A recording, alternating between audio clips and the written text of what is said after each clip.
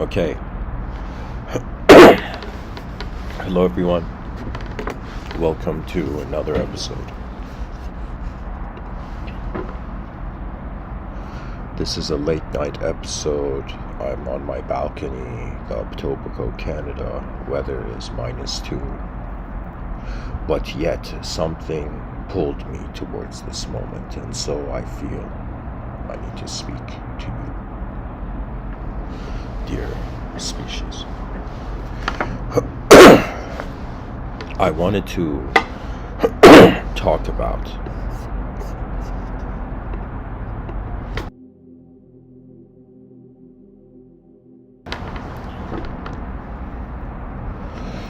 the mind, the position of the human mind, and in some sense, what if we just treated. Imagine somebody for one day out of all the days they're alive, they're like, okay, let me treat my mind and this intelligent being I am as an advanced technology. So for me, what if the mind is an advanced technology, and what if it is so advanced that it's incomprehensible to itself? And in the subtitle, I've written about users of inner and outer technologies. So I guess in this episode, I am just focusing on just this basic archetype of the user of technology, and then the technology, and the relationship of the user of the technology with the actual technology, and what sort of axi this brings up. One thing I would like to communicate, and first of all,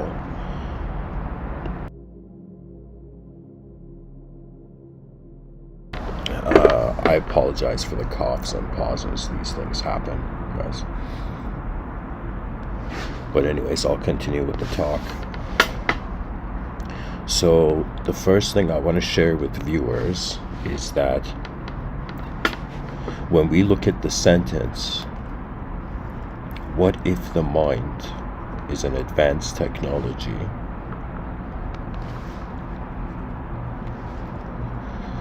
We are in some sense looking at the major keywords, and one of the keywords is mind, and then advanced, and then technology, advanced technology together. So the nature of sentence structure is that the moment we have the meaning, we can understand or pinpoint an image behind the words, we can comprehend the sentence. Now, my personal view, if somebody's like Mr.Within, how do you view logic? Like, how do you view reasoning? I would say that logic is important when it comes to survival. The more illogical we are, the more dangerous the world is. So logic is a way of making the world less dangerous. But logic, to me, the greatest metaphor my mind can fathom, it is like hilariously like Thor's hammer. We are using logic and reasoning, let's say sequential reasoning, to, in some sense, it's like we're using a structure to give something else structure, okay? Or to comprehend it. What logic is the interaction of two types of intelligence. But anyways, I'll get into that at the end of the episode. So the main point is, what if the mind is an advanced technology? So what we know about technology is that a technology is something that is used and it adds to the moment, it changes the moment. For example, spoons and forks, like somebody who has a spoon, they don't need to use their hand to, like, you know, drink hot soup or something. Do you know, I never know if I should say eat soup or drink soup. I guess it depends on the soup, but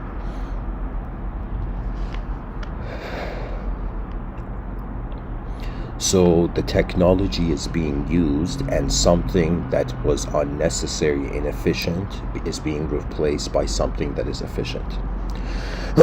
Technology is efficiency.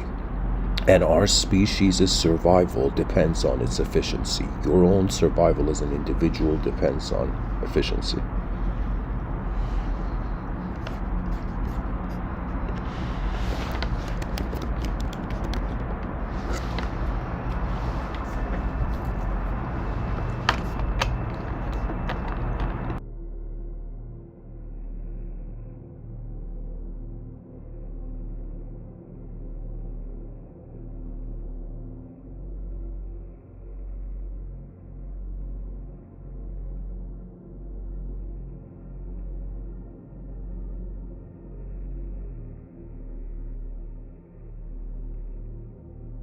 So, back to the sentence, if we look at the key words,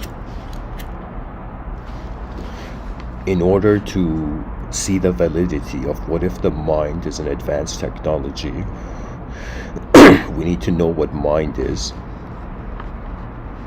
And so, what mind is for now is the body's potential. Due to medical, let's say the medical clarity of, how the, just the brain in the skull, just hitting the wall of the brain can lead to a concussion. So we know that what the mind is, even though we don't know exactly what it is, it's like a semi-mystery, but what the mind is the body's performance. So we know that the healthier the body,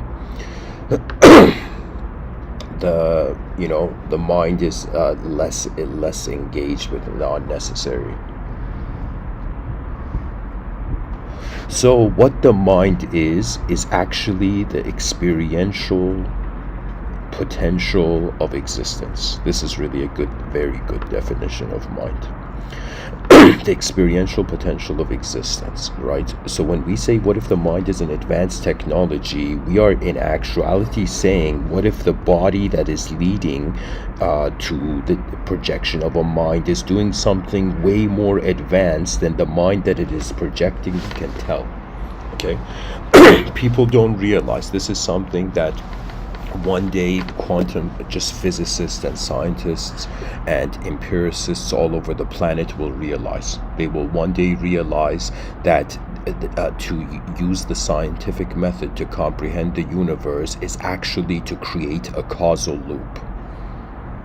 Knowledge is a causal loop. Knowledge is something, it's like, let me tell you what a causal loop is. In philosophy, we have one of the most brilliant, to me this is one of the most beautiful ideas, one of the most fascinating, I shouldn't say beautiful, it goes beyond beauty. So in philosophy, we have this idea called the predestination paradox. And it's this idea of what if in a universe where time travel is permitted, an effect travels back before it was caused and alters its cause, therefore rendering it its own god, right? Like in some movies, in a lot of sci-fi movies or whatnot, we are seeing to some degree the battling of the gods, right? I remember, I think it was one of the Transformer movies, I remember I was in the theater, right? And granted I wasn't fully sober, but I was in the theater. And I remember at the end of one of the Transformer movies, this character called Optimus Prime, where everybody's like fallen in love with the main character, Optimus Prime. The main character goes to destroy its creators. Like, that's how the film ends. Where the creation goes to destroy its creation. A causal loop, a predestination paradox would be how a creation goes to replace God. Okay? Predestination paradox in philosophy is how the effect travels back through in time, alters its cause, and changes its own effect. You see, we are defining the natural human organism as a creature on a rock in the middle of nowhere, and the passage of time appears to be from past to future. This is the way we are telling ourselves. Everybody who's wearing a watch, you're believing in chronological time. Now, in ancient Greece, take this in, this is a lot coming from a Persian guy.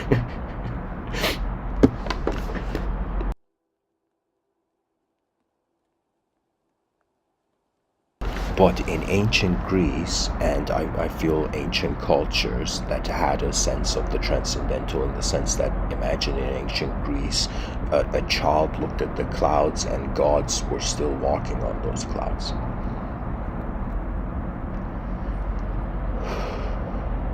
You know, back in ancient Greece, they don't tell this, but you know how many people had mirages, like farmers working, long hours looking at the sky and feeling like they saw like Athena pass by. Do you know it was part of the mythos and the culture of the moment? Or excuse me, the mythos was the amplification of the culture of the moment. But they had two senses of time. They had chronos, which was chronological time, and then they had something called kairos. And what kairos was, they defined it, like if you look it up, they define it as the right time to do something. But to me, the kairos was divine intervention. It's when the gods intervened in the world of man. You see, that was it's like the person's like, what time is it when Zeus appears? Like, or what time is it when Athena appears in your bedroom? Do you know, it's like, that's not chronological time, that's kairos, that's divine time. That's when the fabric of the universe is it's like the whole cosmos, like an intelligent being is dictating its behavior rather than something in it. Okay. So all of me saying this is I'm trying to tell the viewers that in the statement, what if the mind is an advanced technology, right? In order to get a yes out of that statement, we have to be able to have a visual line. For me, how I understand things is that I remember films easier than I remember words, actually.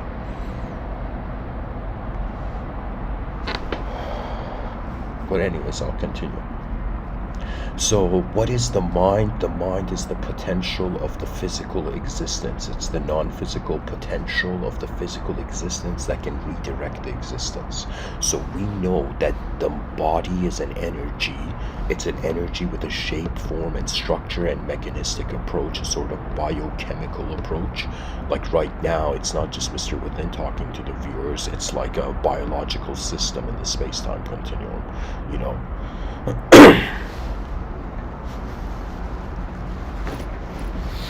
Somebody in the chat section says, I'm in the same, I remember movies better than I do words. Yeah, they just, let me tell you, they did, I don't know who it was, I think it was some university or something, and they have realized that the human being remembers a journey better than anything else.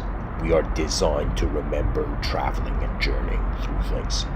Right? So anything comprehended in a journey model can be remembered. Now, there is this thing they call the memory palace. I tried it, when I was in film school and I was cramming for my exams. I had to create a memory palace and kind of ace the exams that way, Of course, I understood the content, but what I'm trying to say is that a person can use fiction to restabilize or keep the non-fiction in a certain position.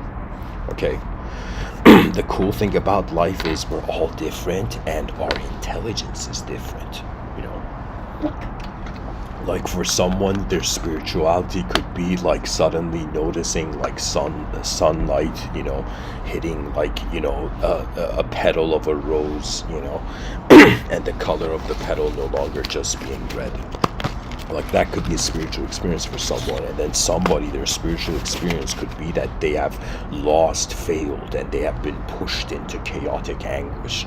You see, physically, it's a survival for our physical shape.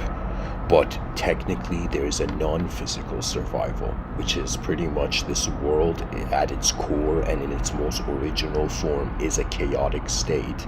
And it is man's mind that has given order. We are the organizational system of the cosmos, an evolutionary organizational system. Now we are conscious of what we're organizing, and there lies the great power of humanity. That means there was a time where I was playfully just, going in a futuristic vibe, and I was thinking, why isn't planet Earth invaded? Let's say there's interdimensional realities, let's say there's dimensions we can't see, and imagine the planet Earth like outside of our sky. Like, this is something hypothetical and futuristic. But I'm trying to tell people, imagine we don't see anything outside of our sky, but in a subtler dimension, imagine there is extraterrestrial battles going on, outside of Earth, where it's like, some are trying to cover, some extraterrestrials, imagine, are trying to cover our eyes, keep our eyes covered, and some extraterrestrials are, trying to uncover our eyes. Really what it is that it's kind of seen, I would say, it from a cosmic scale as insignificant to interrupt, just like a child learning to walk. We are a species noticing the cosmos.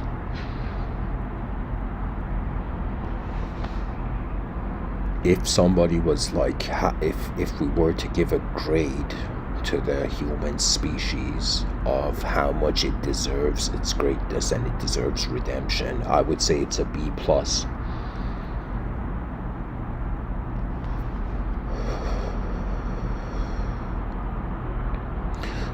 We have a B+ performance of a species right now. It's disgusting,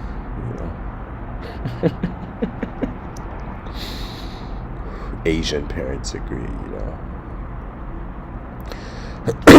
Really, what I'm trying to tell the viewers is that when it comes to the idea of an advanced technology, we have to wonder about, is the advancement coming from the technology or is it coming from the user of technology?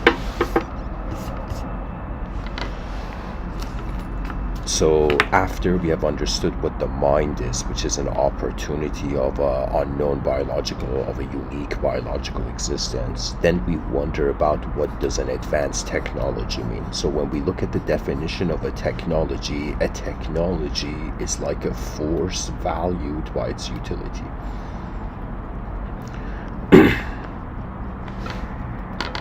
So a technology can be seen as a solution, but it can be argued that anything that passes the test of time gets many faces. That means if I was like an immortal person right now, my voice may be immortal, right? Until the end of time, there may be people who think I'm right, I'm wrong, I'm right, I'm wrong. Imagine thousands and thousands of years going by, I don't know why, but I have envisioned that these Mr.Within talks are actually not just intended for the years of 2022. They're actually intended for a phase in the future where humanity will experience an isolation. You see, we are like the yogis saw the material existence as a simulation they had to escape from. In the far future, children's consciousness is going to emerge in cyberspace and they won't be capable of telling the difference between reality. You see, the danger of the future is that the way our mind will experience the world will be so intense, faster, and different than how we are defining the human being. If I was to give it a measure, it would be like human beings are like using 10% of their ability in 2022. Imagine in 3033. It's going to be maybe 80%. Do you see, 80% of intelligence means that there is something within the human intelligence capable of acknowledging and watching multiple dimensions accelerate and still be present. You see, dear viewers, I have wondered about truth. Really. So many people preach it, so many people talk about it, but what is truth? What can it be? And so, in certain cultures, truth was the ultimate state. In certain cultures, like Tibetan Buddhism, they didn't seek outer treasure. They tried to reveal inner treasure. So I want to share right off the bat that me saying, what if the mind is an advanced technology? From the beginning of time, human beings have wondered how far their eyes can go.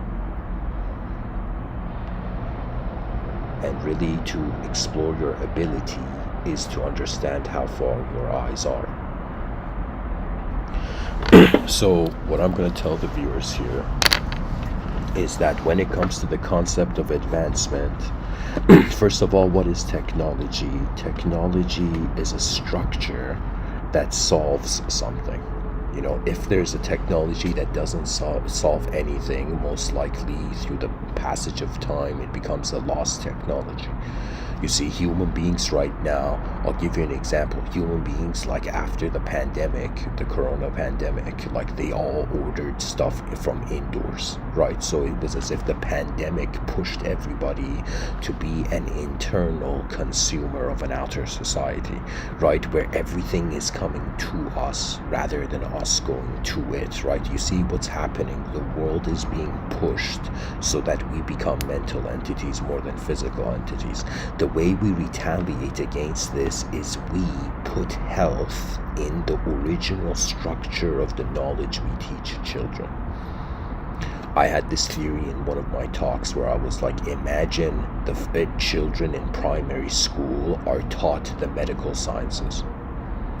They are taught everything about biology and in some sense, and everything afterwards that any teacher is to teach can associate it to a part of the body. So imagine by learning the biology of the human body, you learn all the other branches of knowledge which the biological human body has become the trunk of knowledge, of the tree of knowledge. I think this is the safest strategy to ensure natural continuity. You see, the challenge of immortality is not one of just a physical nature, even though my feeling is I'm on the side of nature. You know, it's like I have had experiences in nature. Like I was born at still in a generation where it was more fun to be outside than inside, right? And I remember in my childhood, I have a twin brother, and we would climb trees and whatnot. Right nowadays, you know, it's kind of so bizarre that children that are being born think in order to fit into the world, they have to grow up quick. And to grow up quick means to become digital. You see, what is happening is that this is really the beautiful journey of history, that based on the decisions of the members of the species, that the advancement of the civilization is kind of noticed, right? It's about, are we making decisions where we are being natural in, or are we making decisions that are unnatural?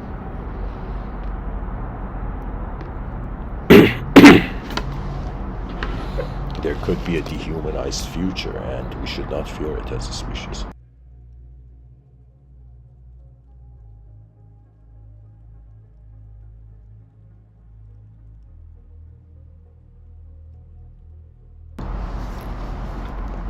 You know, fear is like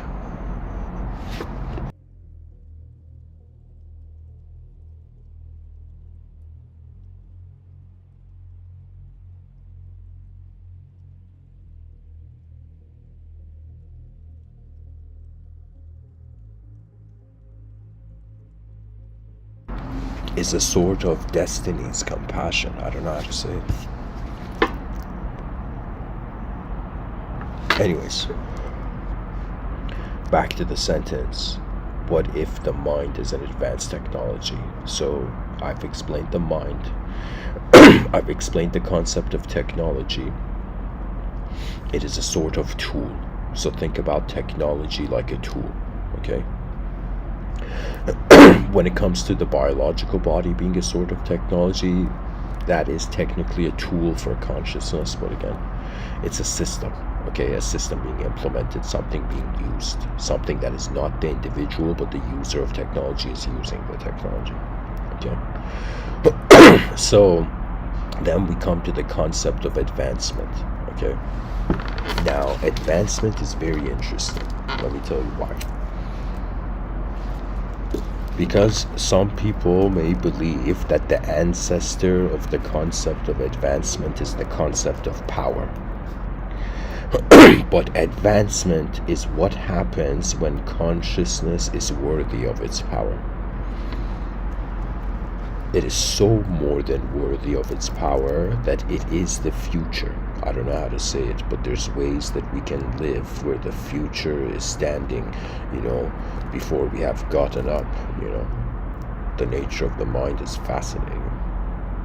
One of my biggest wishes, right, is to in the future create this giant, research headquarters, this place, where every idea that can contribute to the advanced civilization is being researched.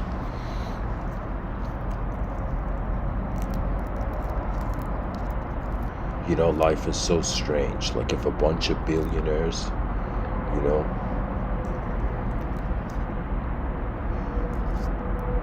told me to give them a layout of a potential advanced civilization. It's like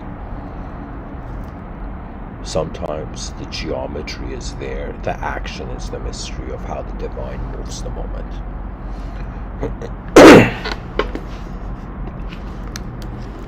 Anyways,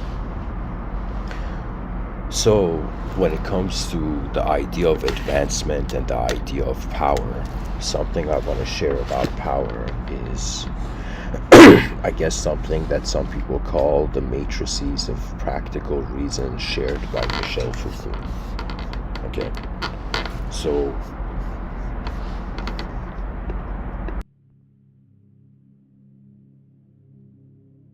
to explain this to the viewers, the matrices of practical reason, Michel Foucault is not saying that Michel Foucault explains 4 types of technologies, but he's not saying like this is a general classification of all technologies. He's just saying that these 4 views of technology have a significant role on what ends up being how we process the nature of reality, or how we reason or identify a systematic movement to the space-time continuum.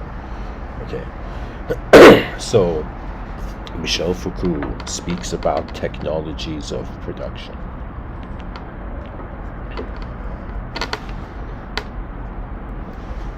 When it comes to technologies of production, I mean, it is very obvious. Think of the Industrial Revolution. Think of, how many lives of people were changed when a new technology appeared in history, and everybody, like moths gathering around the flame.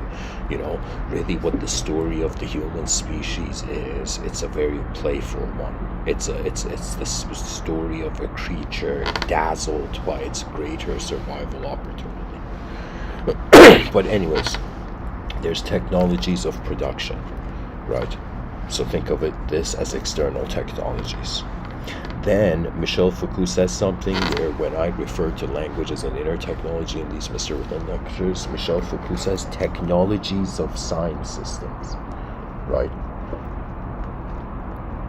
And so what he's doing is instead of saying language, he's just taking it on a symbolic level. So anything where we use symbols to communicate, any type of technology. For example, language is a technology of sign systems. Writing is a sort of technology of sign systems. Poetry, art, to some degree, Somebody could look at a letter on a piece of paper and be like, that's art to me, But anyways, what Michel Foucault is saying, there's technologies of production, there's technologies of sign systems, which I could perceive these as inner technologies in the first. And then he says there's technologies of power.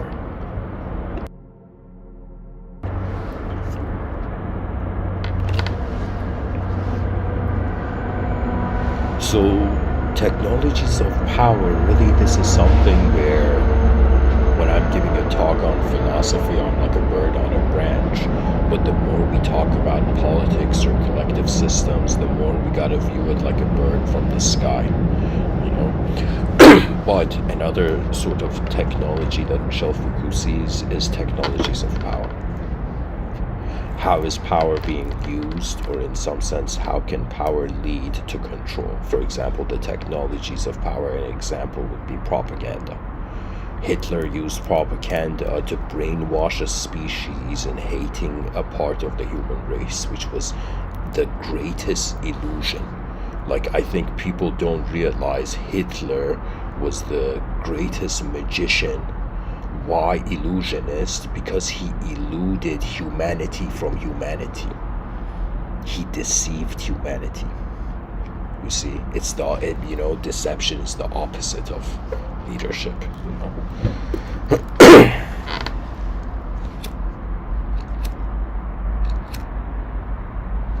And so it was madness.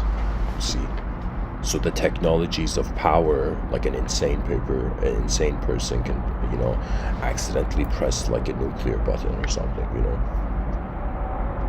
And that's a technology of power misused. Why? Because it reduces. You see, I have this view that what we do should add to the moment, because nature naturally takes away everything. It's like if they ask someone, why are you nice to people? Because the person's like, because we all die at the end of it. It's like this massive unknown. It's like we enter this unknown and we realize it's as if we were an instant of time compared to how vast the space-time continuum is. The cosmos is a humbling experience,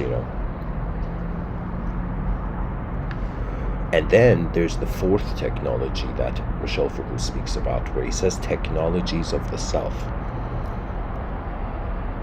And this has to do with you as an individual in regards to what you do use to be yourself. So your style can be seen perhaps as a technology of the self.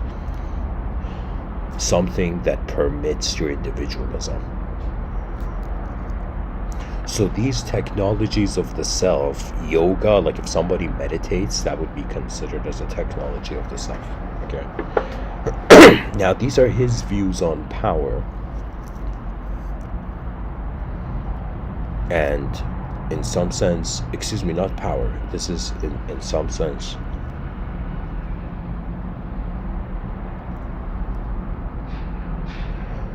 from Michel Foucault's view, 4 influential positions of technology.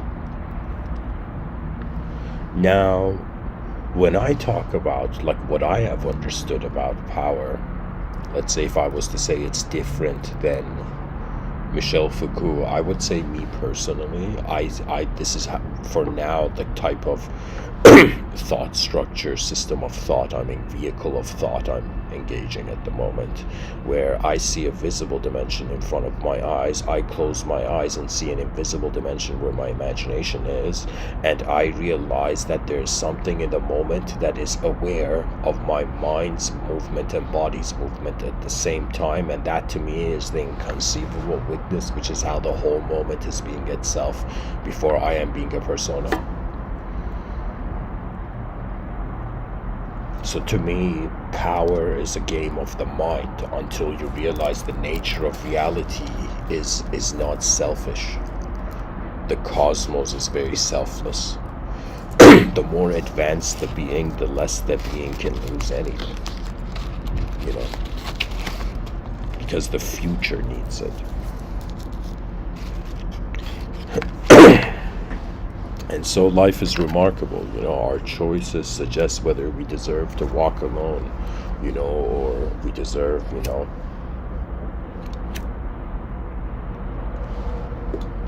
the roars of the crowd.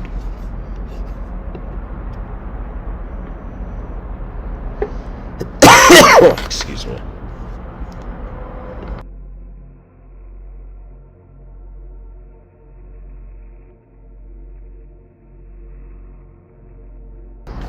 So when it comes, is the mind an advanced technology? My realization of the relationship of power with advancement is that the most powerful being or the most advanced being no longer needs to demonstrate its power. That means God doesn't need to show man it's God. Do you see? It's like truth has nowhere else to go. Truth is like an ultimate station. It's like the original, never going anywhere. Truth is another way of saying an original cause that even though it turned into an effect, the effect was the simulation. Sometimes I've said it in some of these talks. I think in one of them I said it where I felt like we're not in the original Earth and we're in the echo of Earth, just like somebody, let's say an opera singer, sings something, and the echo, is not the same intensity of the original voice. It is a sort of filtered wave.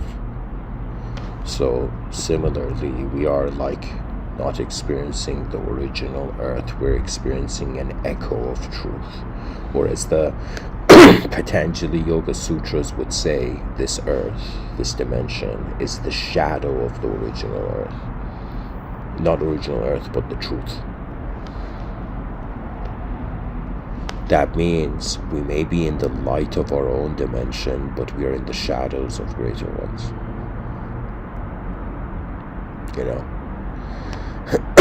And so what's the point of being a king of the earth when you don't know your own soul? When you don't know what is looking through your eyes? This was the biggest thing.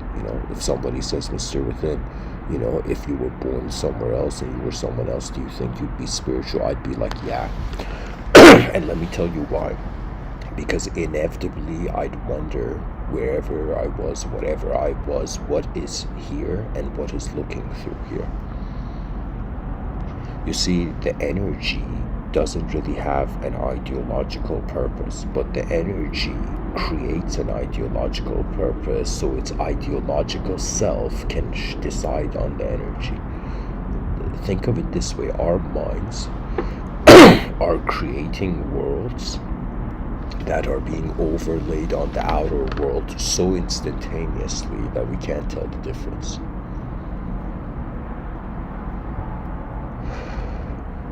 For the longest time I wondered, where does personality come from? And I wondered, why is it that the most intellectual people have the most boring personalities? And you know what I realized?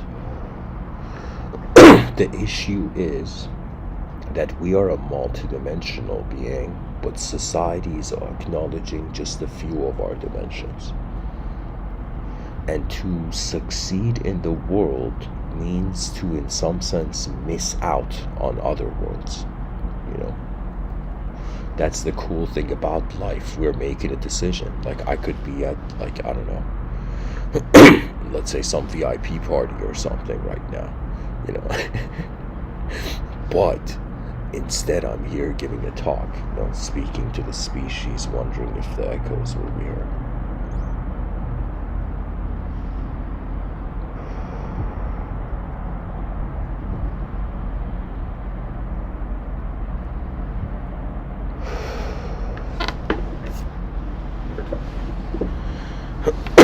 So, back to this idea of technology and the concept of an advanced technology and the concept of a mind being an advanced technology.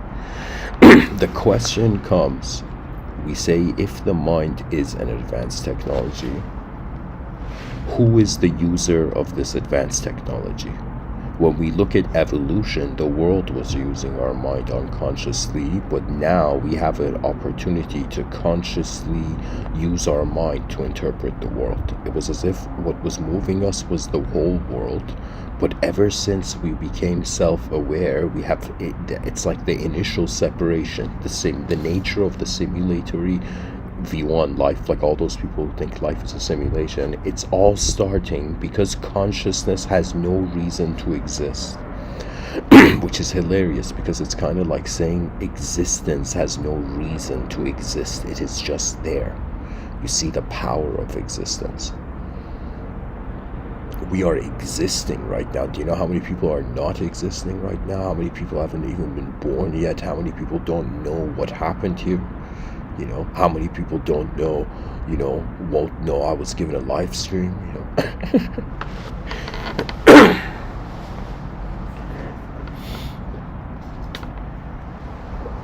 Anyways, where am I getting with this?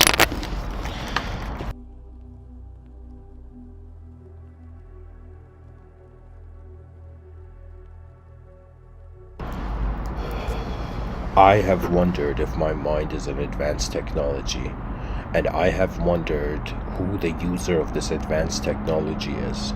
And a phase of my life, I thought I didn't have an opinion on it. A phase of my life, I thought it was the Logos. A phase of my life, I thought it was God and the divine. A phase of my life, I thought it was the something universal and celestial. A phase of my life, I thought it was something interdimensional. A phase of my life, I thought my spirituality and inner realms was like as if it's like all my spirit guides were just my future selves and all of that. Right, various ways my inner realms have shifted, throughout this lifetime. But now I have reached the point where I am realizing we couldn't accept the unknown, so we created knowledge. So to go beyond knowledge, one has to accept the unknown. So I have become an unknown watcher of all that I am knowing. I would say I am an unknown watcher in this moment. That means the name, the personality, the memories, they're all moving. Everything is moving except the one noticing the movement. That is the soul. The observer of how the whole moment is being before you do anything. This is the power of meditation. You realize you're not alone. A world is here with you. And there some people, if you're, let's say, poetically pure of heart and just a decent person, if you go touch a tree, what tends to happen, even if you are, let's say, an indecent person, a sort of redemption takes place. You see, the nature of man is just like the body heals itself. Every person has like some sort of vibrational code. I don't know how to say it, like a vibrational barcode. Okay? And their decisions change that code. And so when a human being goes into nature, like I remember when I was young, I would go to trees and I would put my palm on the tree and I would just acknowledge it as if I am meeting an old friend, as if my mind is meeting the living earth for the first time. It's not that I am just living in the world is living in my mind for the first time, and that is the divinity and sacredness of the synchronization of the inner and outer realms. Because then you become a being that snaps out of your own suffering and you notice a game beyond your emotions of yourself.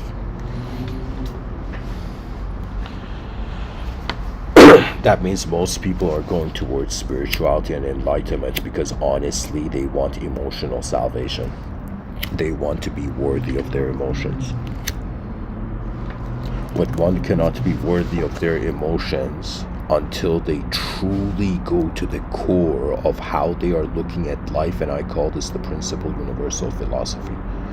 So as a physical being, like DNA, our DNA is like, the core of our design. And when you look at the psychology of the person, it's usually tends to be the first or second emotion the child's psychology had on accepting a view.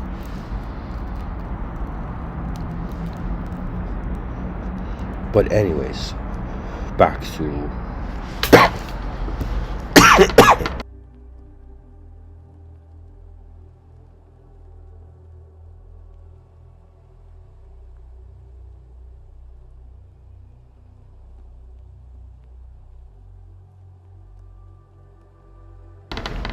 I don't know how to say it, but man's mind has had an ability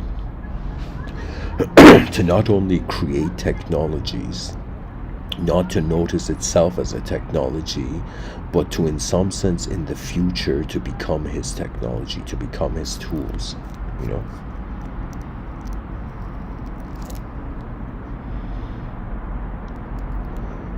The future of humanity will be an incredible one. Hopefully we tap into regenerative, what do you call it? Regenerative technologies. Like starfish can regenerate, like probably scientists in the future can figure something out about the human DNA.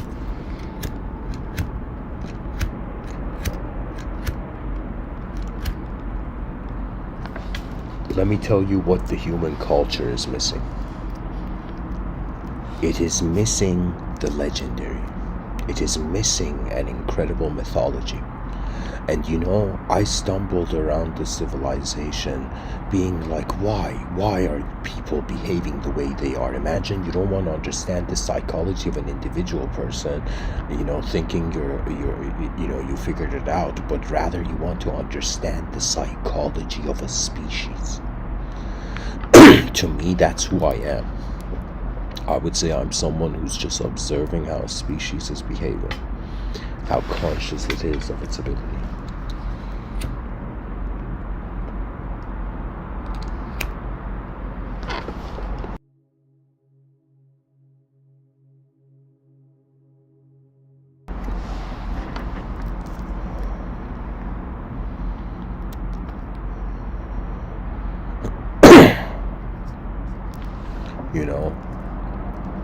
Something hilarious is going to happen. In the future, a type of species camaraderie is going to happen that it is not going to be like people are going to laugh, but what's going to happen is people are going to they're going to seek to turn civilization into the pure lands. What does that mean? This means that the civilization 1.0 is on such a filthy trend that it will at some point notice that it is intoxicating itself like a society. Societies will realize they're becoming drunk on their ignorance. And so when somebody becomes drunk, they make inaccurate movements.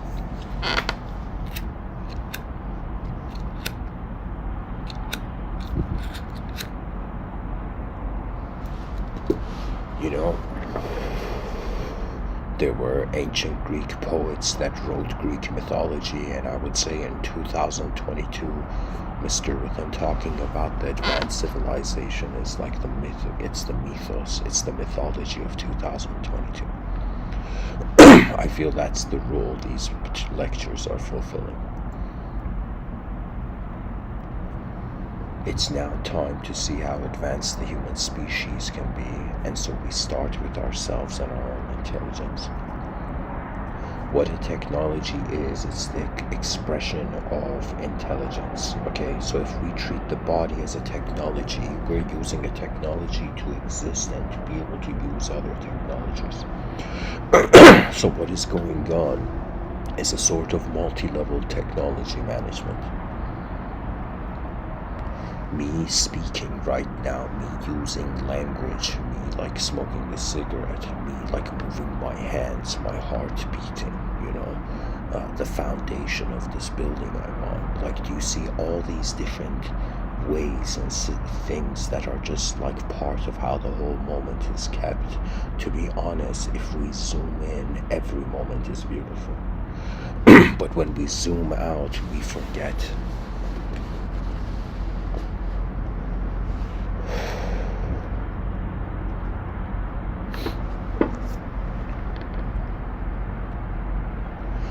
If your mind is an advanced technology, that must mean that there is an advanced user. And for some people, they may have this view. I was under this impression, this was years ago, that so many people on Earth are automatically writing books for themselves. I just had this strange feeling like many people on the planet are just writing books for themselves, but they're automatically writing it, so they're not consciously writing books for themselves. It's like they're unconsciously writing something that they will consciously discover later. Okay? And then I wondered why, and I thought, could it be this hilarious view that the body, like we're this intelligent being, that based on how we hold ourselves, our needs are justified.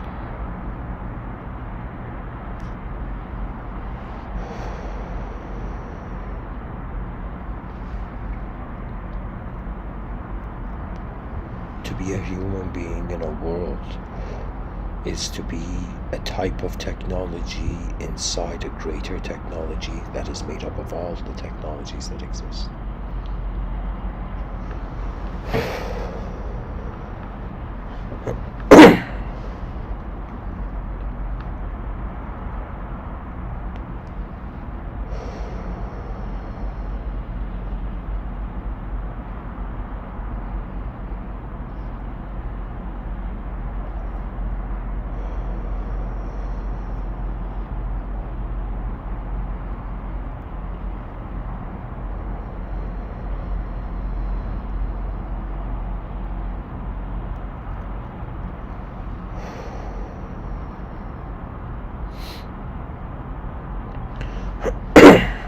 I'm thinking how else I can try to draw parallels between the mind and advanced technology.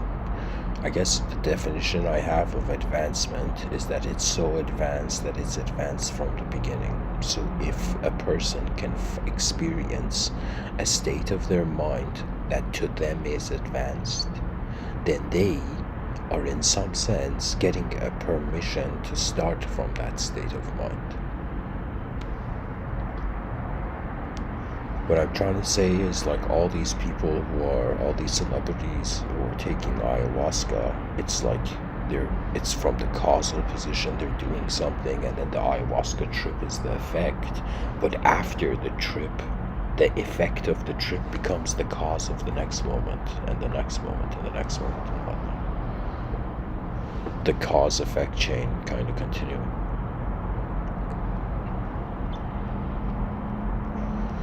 Anyways,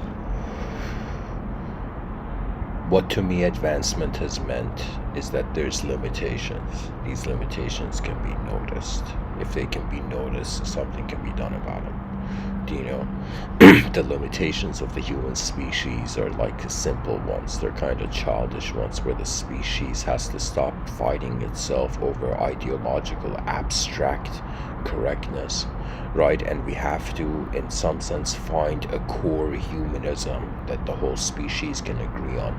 People may think, may have thought philosophers have been unnecessary, but philosophers have the most important role in the next 1,000 years. Why? Because they have to help a species figure out what ways it can move, right? It's like this collective system, and we are its destiny, hilariously, and so our attention is worthy of advancement. Who says, we have one lifetime to get to see how advanced we are. I'm not just giving these talks just for the viewers, believe it or not. I'm also giving to see, okay, how far can my eyes go? Because to me, to be honest, I don't know why, but I felt my soul was offended for just appearing in reality, right? Then I realized that what is being offended is something that doesn't exist, because you see, the nature of multidimensionality is that one dimension cannot possess you. What the ancient yogis and Vedic seers, they felt that the physical world, they called it samsara, had possessed the individual. The world had possessed an individual to the degree that the individual felt it had to be an individual in the world. That's how the ancient yogis saw. Right now, we're individuals in the world. We're born from like that position, and we're like, yo, look at these ancient yogis, look at all these otherworldly, pointers in the poetry of history, And so we're at this point where I feel that the species is getting tired of the language game, and every being wants to actually know what it is, right? It's like, imagine a lion that's like been acting like a sheep, and then it's like, why is my head so big? And then it roars accidentally. Then it's like, oh yeah, purpose reconfirmed upon relocation. Anyways, guys, thanks for listening. Be conscious of the nature of what happens in front of your eyes and what happens behind your eyes, in a manner where the future generations can use. Mr. Within is predicting that 2 major schools of thought are going to rule the future generations, to simplify it, and it's going to be unknownism and knownism. And unknownism considers the cause of reality unknown first, right? And knowism considers the cause of reality known, right? And pretty much people, all philosophers in the future are going to be like knownness and unknownness, but that's just the first class. Then they can be anything else they want, right? It's like, you see, it's the more human beings engage a system, automatically the system updates to the greatest need or to like how it's being used, right? Like what has happened in this world, people see new things, they get inspired to do new things, and then new things endlessly happen.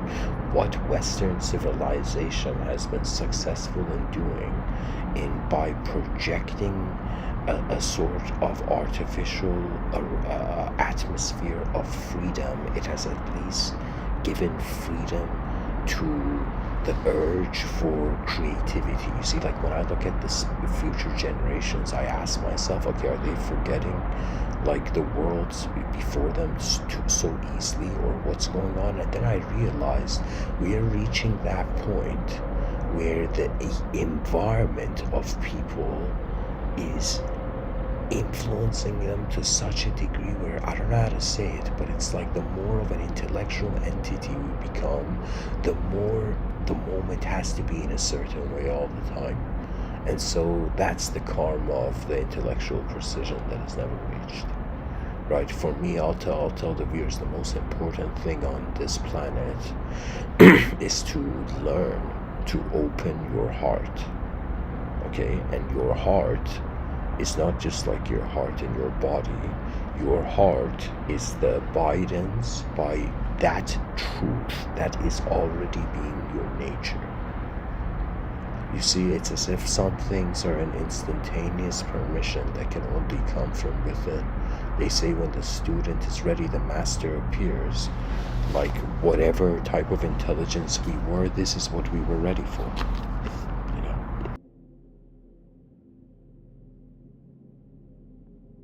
The human species is the game we're playing now.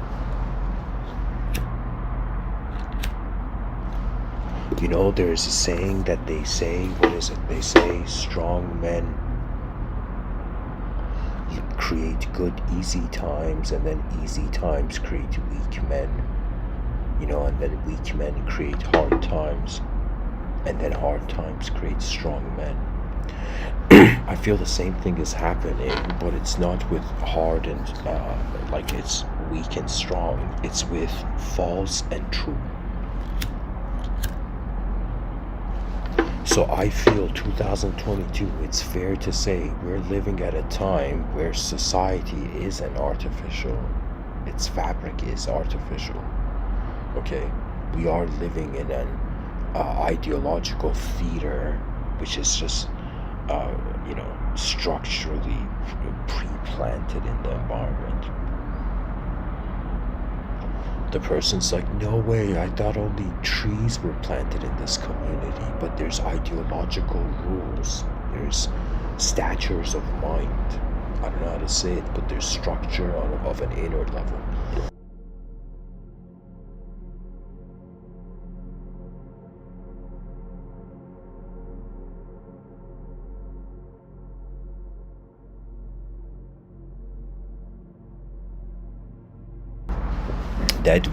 The most advanced product, if our mind was an advanced technology and somebody was like, okay, Mr. Within, what sort of what is this advanced what is the mind's like most advanced production? What is the greatest thing that this technology can do? So far we've had examples of the mind being so advanced that it has created a world, the same world it sees in front of its eyes, behind its eyes, and it moves in the space-time continuum as an internal being before actually externally following up that movement. So what I'm trying to say is our minds are moving so much faster than how we are living right now. I want to say our minds are moving faster than light,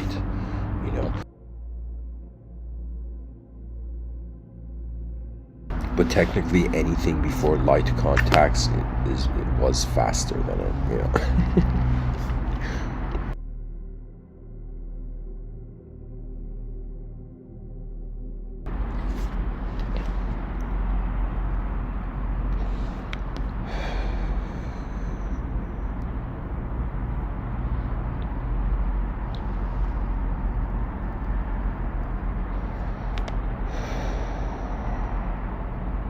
When it comes to inner technologies, one has to trust their being. Trust is very important. Somebody once told me, if you're like, I'll give you an example. If let's say there's a person, and if that person's father asked them to do something, that person would do it. Let's say they had a good relationship with their father, they would do it. Okay. Now the next question is, what if the father was the father of the cosmos? And so what would you do for your father? What would you do for your universe? What would you do for the world that has brought you here, dear viewer? And now tell me, is the advanced civilization a bad idea, or actually the greatest idea on this planet? Others will come to this conclusion. You'll see. I'm predicting it. You're going to see in the next 100 years the songs of advanced civilization be heard. People are going to start talking about it, and you're going to see different people trying to own this idea. Okay, but it's not an idea that can be owned. It's the vision of a species superior than our desires. You see.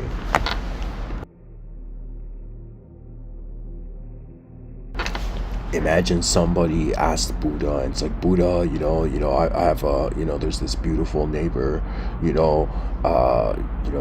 should I go for it? And Buddha's like, don't have desires, don't attach to this world. And the person's like, Buddha, I want to scratch my back, and then, I have a desire to scratch my back. Is it okay I scratch my back? And Buddha's like, it's okay, man, just scratch your back. It reaches a point where how are we holding the nature of our mind?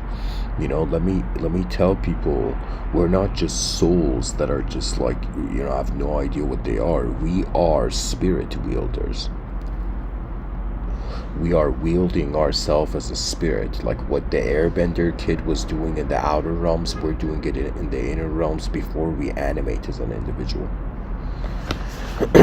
If somebody says, does the mind have an internal magic or something, like it's like what's happening behind the scenes of the brain, I'll tell the viewers how far I've experienced it from my own mind. So I can't tell you how many times I have tried to visualize something, and then I open my eyes and see if I can still visualize it, and then I close my eyes, open my eyes, close my eyes, and I see if I can visualize it as accurately.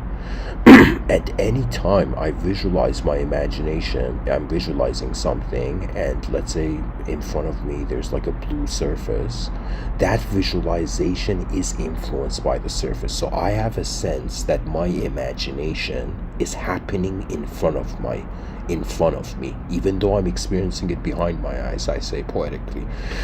But when I try to visualize something, it's happening in front of the first person viewer.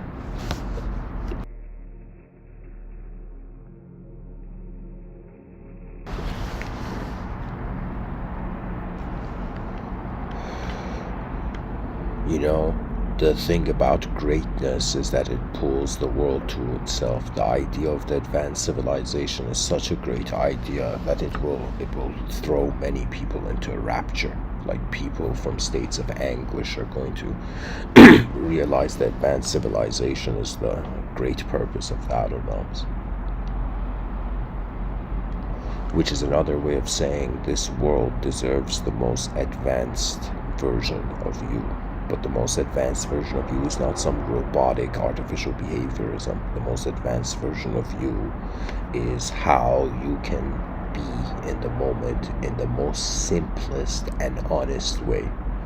And I think this is really easy, to be simple. To be complex is usually harder. To be simple is like the less you do, the more simpler you are. So when a person can be super simple, and they can be content with how the whole moment is being, then the interaction with anything that happens in the moment can be done easily. That means, believe it or not, with just a single moment of appreciation, the greatest ideas can fly into man's mind.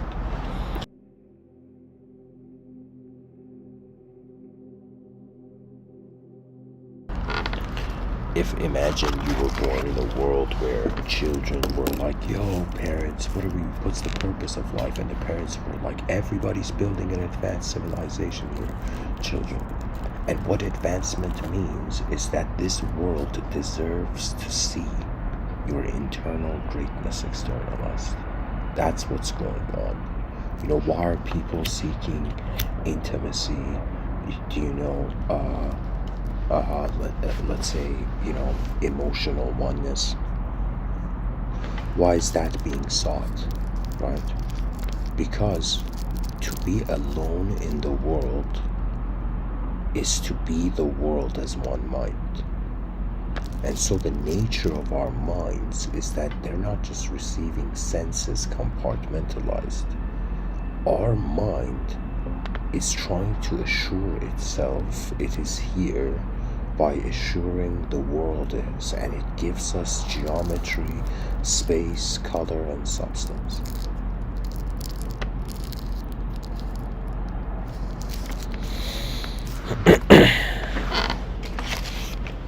Whoever you are listening to me, we're living at a time where everybody says they have a mind, you know, but we don't know what the mind is. Who we kidding?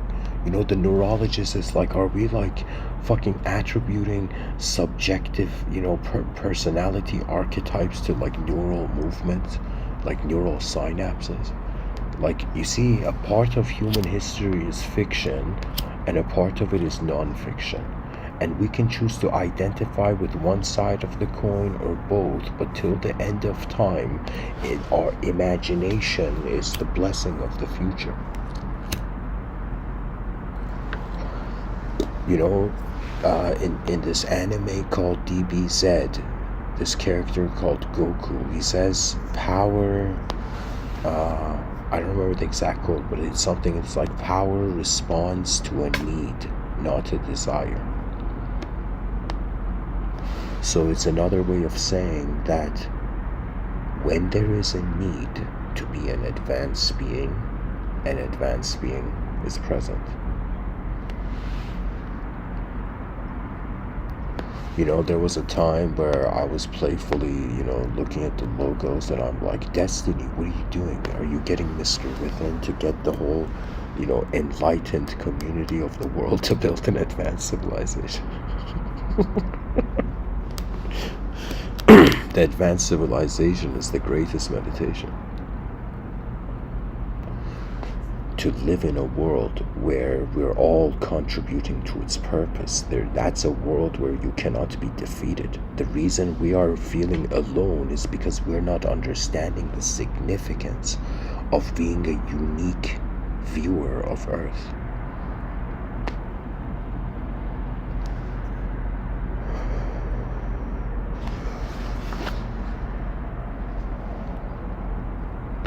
So, my view is that the most advanced thing is life.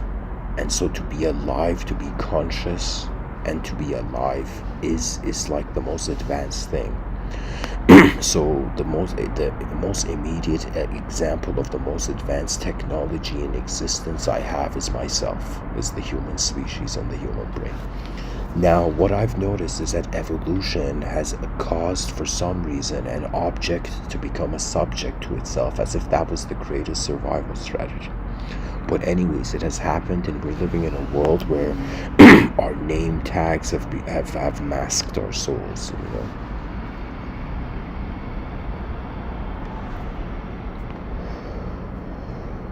So this is how far I would share. So if I was to, let's say somebody was like Mr. Within, you know, in a few minutes explain what's going on Earth. Like imagine I was walking in a park hypothetically and an extraterrestrial landed and was like, yo, you're a podcaster, explain what your planet is. And I'll be like, I've been training for this moment my whole life. No, I'm kidding. What I'm probably gonna say to the alien is like, hey man, go subscribe to my channel first. No, I'm joking. Imagine having an extraterrestrial YouTube subscriber, But anyways, if an extraterrestrial appeared and was like, okay, human being, tell me what's going on here? What are you guys, right?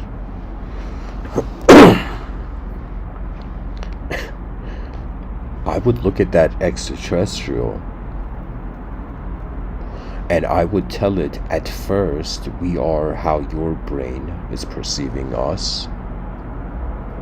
But then we are how our own brains are perceiving ourselves, and these 8 billion physical creatures each has access to a unique version of the Earth and is contributing to its advancement.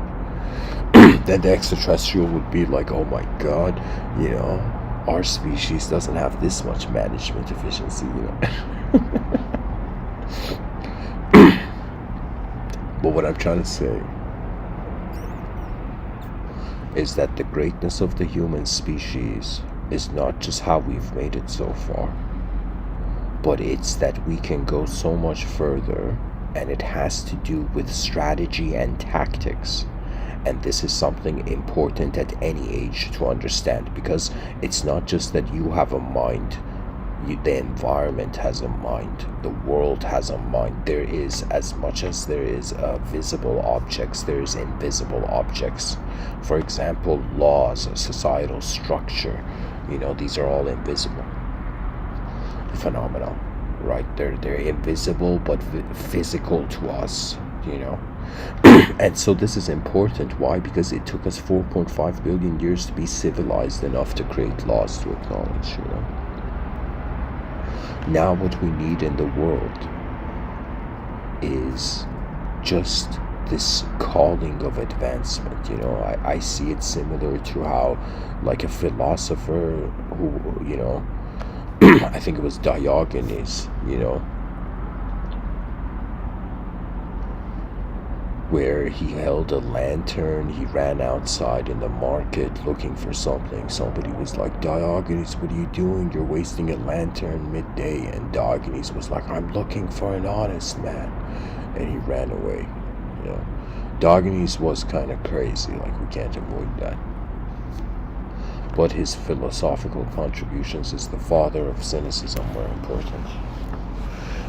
But anyways, what I'm trying to say, it's the fascination of the philosopher. Maybe Diogenes wasn't a good example, but it's the philosopher that realizes something and runs in the streets shouting it, right? And what's going to happen is that we're going to see all the inefficiency of the future generations be cleansed, because they're all going to suddenly seek a way out of their intense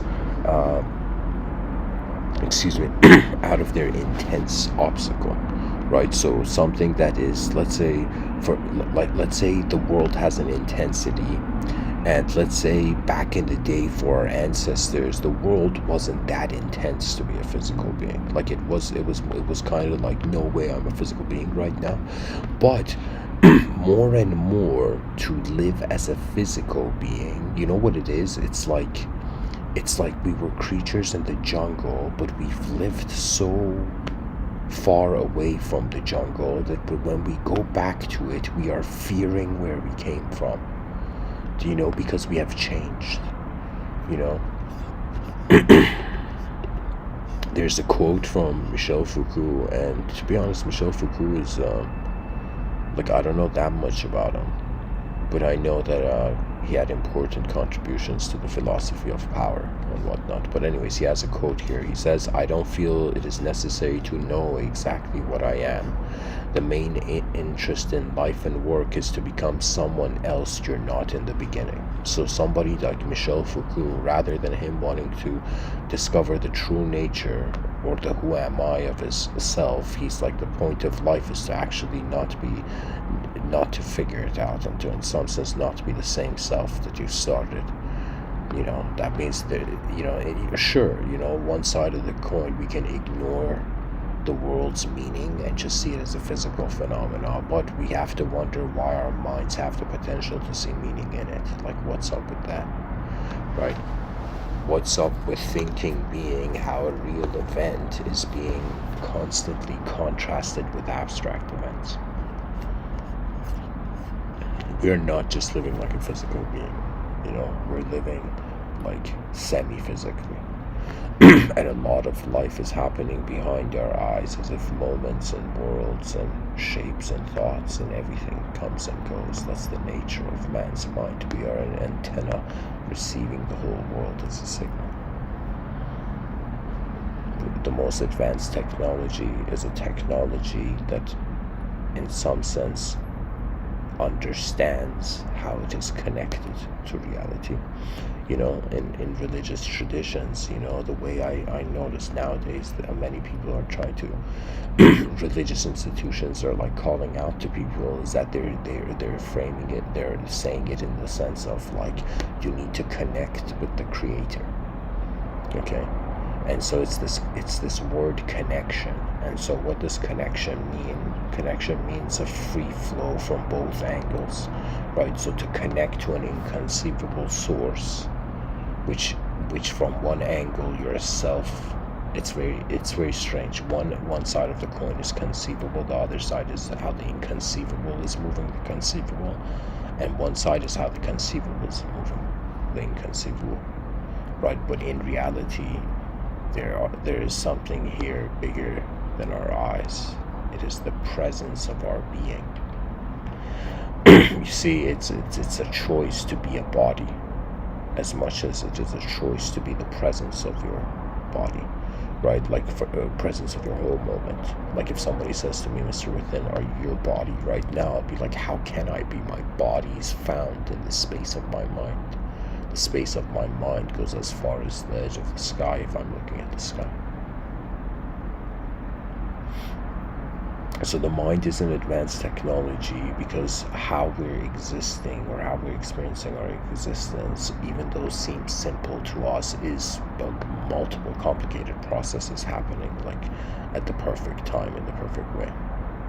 So really, internally, we're an advanced technology. I mean, who are we kidding? The biological body, to me, creaturehood is like one of the most advanced geometrical mysteries of reality. Sure, like, fish stepped out of, water, right? But, like the eyeball evolutionarily was designed underwater, and we're like still a sea creature, where the water was acting like some sort of filter of lens for the earliest eyes to imagine evolve. But what I'm trying to say here is that we have entered a world where subjects are not the same as objects, but they can change the emotional state of the individual. Imagine, I remember in my earlier talks I used this as an example.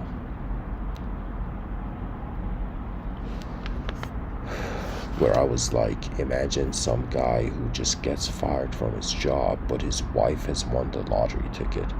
And the whole trip home, he feels like, like when he's on the bus, he feels like, man, I'm such a failure. It's like, why is life being like this? It's like, what sin did I commit that I deserve this? Why? His mind feeling like he's unworthy and he doesn't deserve the future that his heart wants. And then he goes home and realizes the wife won, like, I don't know, $100 million in a lottery or something. So you see that the state of mind suddenly readjusts to the new occurrence, and it just resets its value. This is why there's like statements such as persistence beats resistance.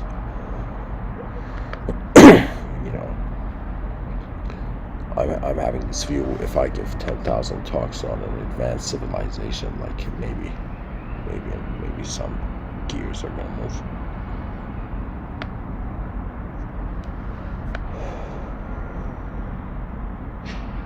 kindness is very important. If I have had any success, it has been through the authorization of this decency resonance. So here's the thing about being honest and dishonest. Somebody may be like, Mr. Within, why should I be honest in this cruel world? Should I be like this naive idiot in this world where there's so much, trickery and deception and corruption, And let me tell you why, yeah, you should be honest even though the world is cruel and fucked up. Let me tell you why.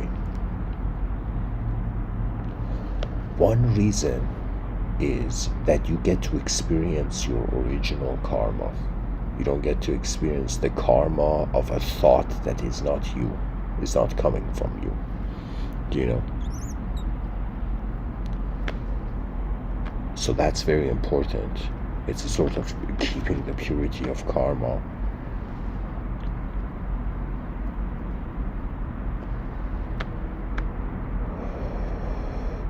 The honesty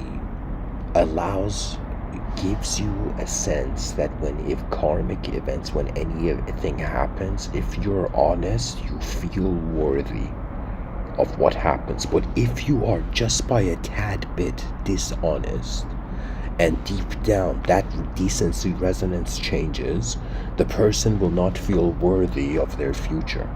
And more important than just people getting to the future, we want to create an advanced civilization where people are worthy of their future, right? That means in an advanced civilization, it's not going to be like now. There's going to be, the advanced civilization is going to not be the big brother or Orwellian nightmare, but it's going to be the older brother of mankind. It's going to be that caring brother that is trying to see what else its younger siblings need to progress, It's just in the nature of being a human being, right? Whether it's our nation or whether it's in some sense like our children, right? We protect that which has real value, and honesty is the greatest spiritual practice. I'm telling you, like, some people are going to be like, Mr. Within, if I'm honest, will I experience moments of, naivete, karma? And let me tell you this, when you're honest, your mind has a lot of saved energy because it's not simulating to be something else, right? And when your mind has a lot of energy, when challenges arise, it can use that intense energy, See, it's all about permission, where the permission of reality happening comes from, okay? And because we're hilariously an inconceivable witness of subjects in our invisible mind, and also we are the mover of our visible body, what I'm trying to say is that based on how you have comprehended it as yourself as a being, you have accepted a certain range of freedom for yourself. But a person has to wonder what the nature of freedom is in a changing world, and how ideological systems, as useful as they may be, are not 100% like accurate depictions of what's going on. A person has to realize this is life. It's meant to be unknown in certain moments, and based on who you are, it can also be known in certain moments. It's all movement, really, what is going on. Like if you forget about the bodies and the personalities and the name and the cultural programming and all of this, what's really going on is like this spotlight of attention that's accessing sight and making decisions. That's really what being a person is. It's making decisions in a changing world,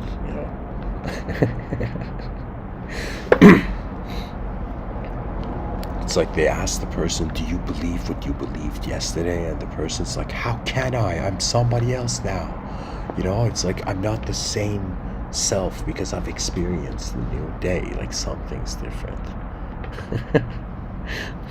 You know, novelty is it balances out idolatry, ideological idolatry. What I'm trying to say is that I think the healthiest view to have is that the world is divided in between being known and unknown, and to be an evolutionary creature that is capable of using its intellect and its inner realms. Think of it this way: life is an incredible opportunity to use the geometry of your moment to contribute to the geometry of everything. That is really it. Because deep down, I think it's the urge of the advanced civilization. Like, I could even make this bizarre claim that from the earth, our primitive ancestors, from the earliest times, what the urge for survival was an urge to reach the advanced civilization. You know what I see the human species as? As a creature that is in a sort of romance with its future, and it's left to its decisions. Do we go meet, the maiden of the future? Do we meet the future? Or do we just dream it? You see, it's just what's going on behind the eyes of 8 billion creatures on a rock is suggesting how advanced civilization is. So whoever you are, you tell me how to be advanced civilization. It's when every human being realizes this world is way more advanced than we were sold on. You see, that's the power of the unknown. The unknown doesn't act like a ideological archetype, let's say omni-archetype with anger issues. The unknown is literally the edge of knowledge. And so this is a sort of secular transcendentalism, right? Do you know it? Because it's like when something we don't know happens, our mind is like, what do I do with what I just saw? I'm freaking out. And so the mind chooses to project structure. The brain works through familiarity. Like what knowledge is to some degree the familiarity of your eyes with subjective geometries being associated to objective events. But what I'm trying to say is that the advancement of our intelligence, there is an unknown factor to it. And I'm not here saying to people, I know it. I'm telling people the unknown is here. What do we do with this?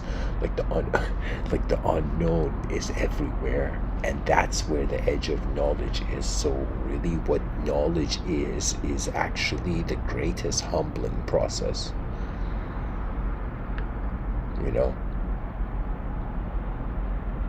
It's like, show me an astrophysicist or an astronomer that is not fascinated by the galaxies and the cosmos and that which is interstellar. You see, where our fascination goes, our talents meet us at the door.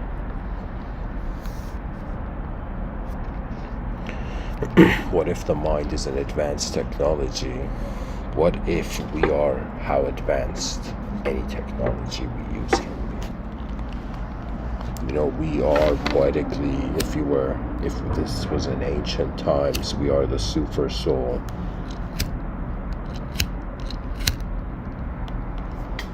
Of the ever-present, unchanging moment where all moments extend from. And in modern times,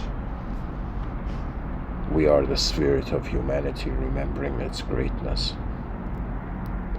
We're not, I honestly think like there's a reason why many human beings should feel lost in 2022.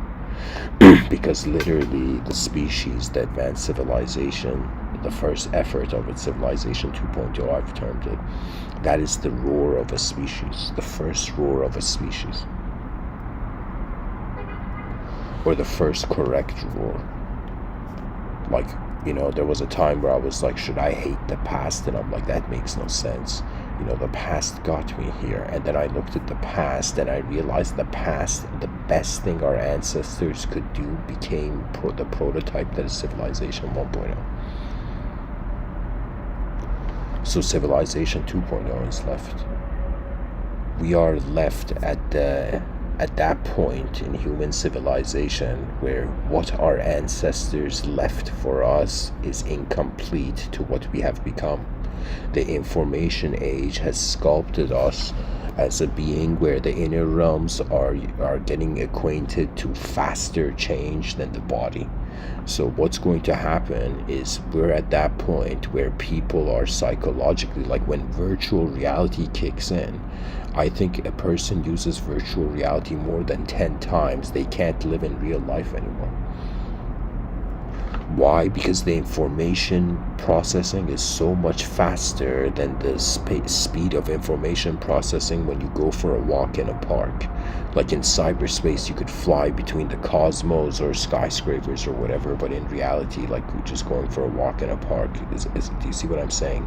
The mind is going to get acquainted to a faster speed of movement. So either we have to create physical technology that makes it exciting to move very fast in the outer realms. It's like we sped up our mind, so should our physical life also be sped up?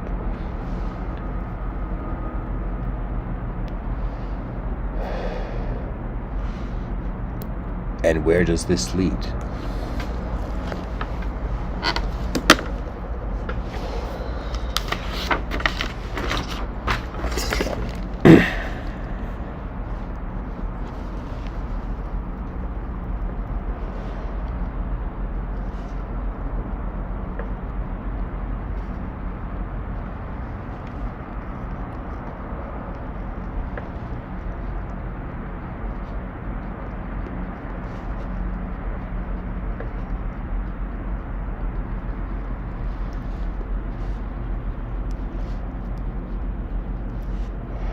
So pretty much what I'm saying is that the speed of the inner realms is going to become so much faster that if we can experience our faster imagination, which is a faster version of reality happening, we're going to desire that more than we're going to desire the slower pace of our natural existence.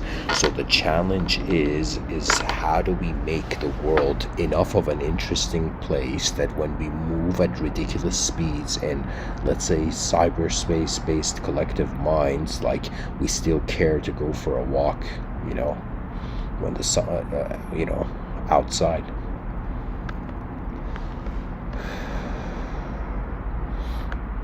Many great things can happen, but the greatest thing can happen is that we unite the species over just basic humanism. We're like, okay, does it breathe oxygen? Okay, it's worthy of respect. Does it have consciousness? It's worthy of respect. Does it feel? It's worthy of respect. And based on these, any being that has these qualities, you must care for. It doesn't matter if it's a animal, if it's like even in the future some next level sentient super intelligent AI or something. It's like these are factors that must be kept unconditional. And there's many ways the future can happen. We are just its preview.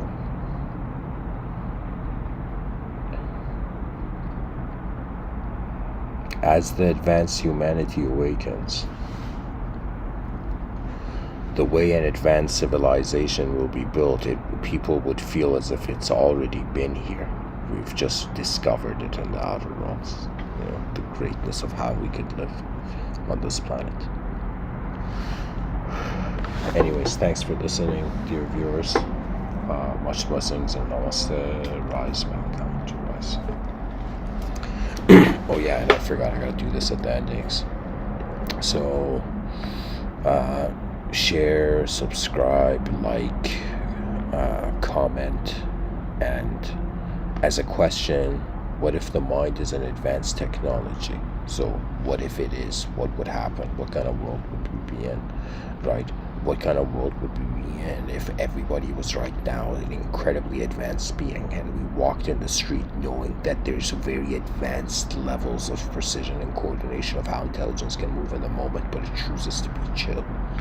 You know, like imagine a world filled where 8 billion martial artists, but with our own style of martial arts. But now, instead of martial arts, think of it the mental arts, right? So we have mental artists, right? So just like the martial artist, every person's mind is imbued with their own style and ability to move. So as you get acquainted with this style, it's like life is pretty cool because you're not just here getting to see what was here before you. Like the world is not just a giant museum, but at the same time, you're here to get to see who you are for the first time. And all those people who are shy when they're young, this is what they're not realizing, that every moment that we are alive is a moment worthy of our most advanced potential. And what our most advanced potential is doesn't mean it's just intellectual. It doesn't mean it's just cognitive. Advancement could just be benevolence, right? Like greater dimensional beings, they would look at us and be like, these kids can't even fathom what's above them, right? For example, I'm saying.